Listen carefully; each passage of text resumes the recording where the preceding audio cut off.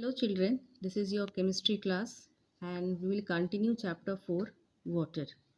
And today we will start with preparation of a saturated solution.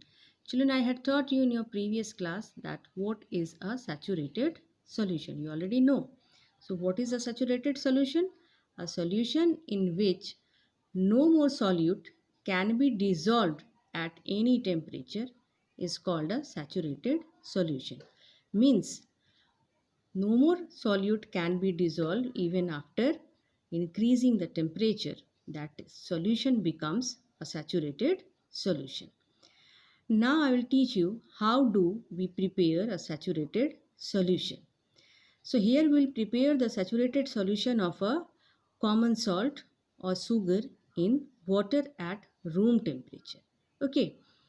So here we take common salt as a solute and water as a solvent. Clear? First we will make a solution of common salt and water. Then we will prepare saturated solution. Is that clear?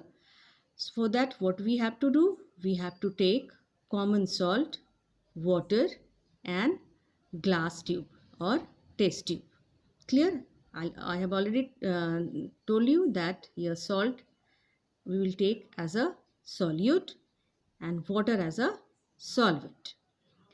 So what we have to do in this, the first step is we will take about 10 milliliter water in a test tube. We will add a small quantity of common salt into the water. We will shake the test tube for some time. Then we will observe the common salt dissolves in water. This becomes a solution. Solution of what? Solution of common salt in water. Is that clear? Next, we have to prepare a saturated solution. Now, what we will do for that? We will keep on dissolving more and more common salt in water until no more salt dissolves. Means a time comes when after adding more and more common salt, that salt will not dissolve in this solution. Then what happens? This solution becomes a saturated solution. It attains a level of saturation.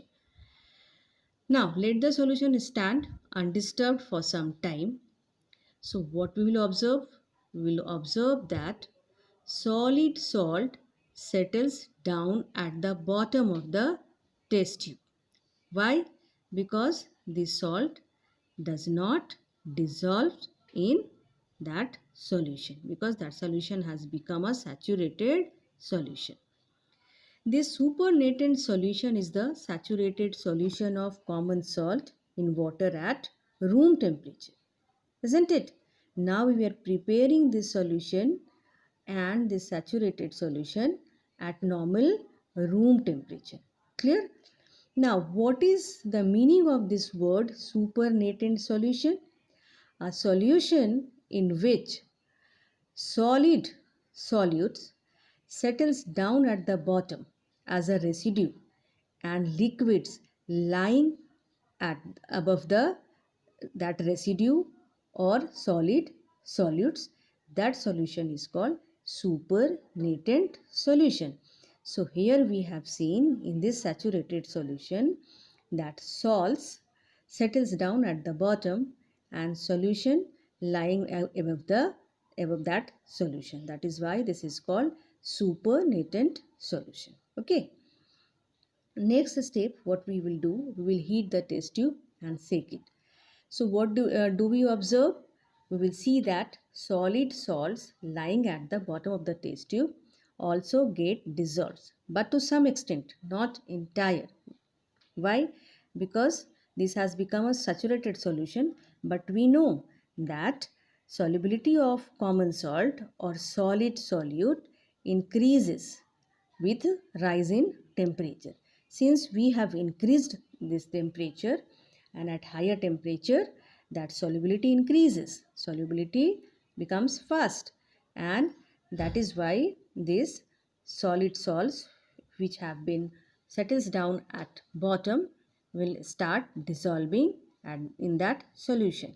But still, a time comes when after adding more and more common salt in this solution, it will not dissolve because this solution is a saturated solution. Clear? So in this way we can prepare a saturated solution. Okay children? Now next is solubility. So you all know that what is solubility? Solubility means that mass of the solute that can be dissolved in a solvent. This is called solubility. But when you have to write the definition of this term solubility, then you always write standard definition of solubility. And what is the standard definition of solubility? The maximum mass of the solute that can be dissolved in 100 gram of the solvent at any specified temperature is called its solubility. So when you define this term solubility, you must take care of these two things. Number one, 100 gram. We always take solvent as a 100 gram, and we also mention that specified temperature or a specific temperature. So you must mention these two things. First is 100 gram of the solvent, that is a standard. We take 100 gram and we always prepare that solution at a specific temperature, isn't it?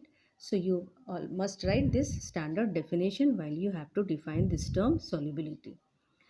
Solubility of a solute generally increases with the rise in temperature, and gases dissolve less at higher temperature. You all know that. We will see the solubility of some common substances at room temperature. So some common substances are sugar, common salt, ammonium chloride, copper sulfate. We will see that 204 gram of sugar can be dissolved in 100 gram of water. 36 gram of common salt can be dissolved in 100 gram of water. 39 gram of ammonium chloride can be dissolved in 100 gram of water. And 23 gram of copper sulfate can be dissolved in 100 gram of water. Is that clear? So the next topic is to obtain common salt from its solution. Children, you all have read in, I think, in standard 4 or standard 5 that how do we obtain common salt from seawater. We know that salt is dissolved in seawater. That is why it is called saline. It is saline in nature, isn't it?